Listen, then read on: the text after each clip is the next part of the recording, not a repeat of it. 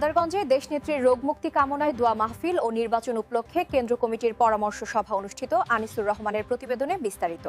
জামালপুরের মাদারগঞ্জে চরপাকেরদহ সরকারি প্রাথমিক বিদ্যালয় মাঠে দেশনেত্রী বেগম খালেদা জিয়ার আশু রোগমুক্তি ও সুস্থতা কামনায় বিশেষ দোয়া মাহফিল ও আসন্ন জাতীয় সংসদ নির্বাচনে কেন্দ্র কমিটির পরামর্শ সভা উপলক্ষে বাংলাদেশ জাতীয়তাবাদী দল বিএনপি ১ নং চরপাকেরদহ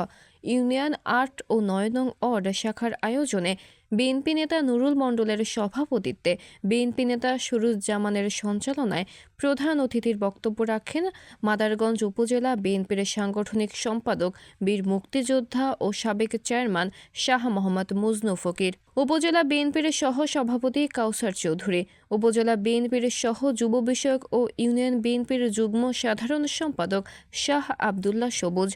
উপজেলা ওলামা দলের সাধারণ সম্পাদক সানাউল্লাহ চান, উপজেলা বিএনপির সদস্য শফিকুল ইসলাম শফি, মাদারগঞ্জ উপজেলা বিএনপির সদস্য নজরুল ইসলাম ইল্লে, ওয়ার্ড বিএনপি নেতা সুরুজ্জামান, ওয়ার্ড বিএনপির সভাপতি খলিল প্রামাণিক, ওয়ার্ড বিএনপি নেতা হামিদুল প্রমুখ। এ সময় ওয়ার্ড বিএনপি নেতা জাহাঙ্গীর মণ্ডল, বিএনপি নেতা মোহাম্মদ আলী, শফিকুল ইসলাম, যুবদল নেতা মোহাম্মদ জামান, জাহিদ হাসান, যুবদল জুয়েল রানা, যুব নেতা ভিক্ষু, শেখ বিল্লাল, শেখ নবির উদ্দিন, রাজু আহমেদ, রফিকুল, তাহিরুল ইসলাম,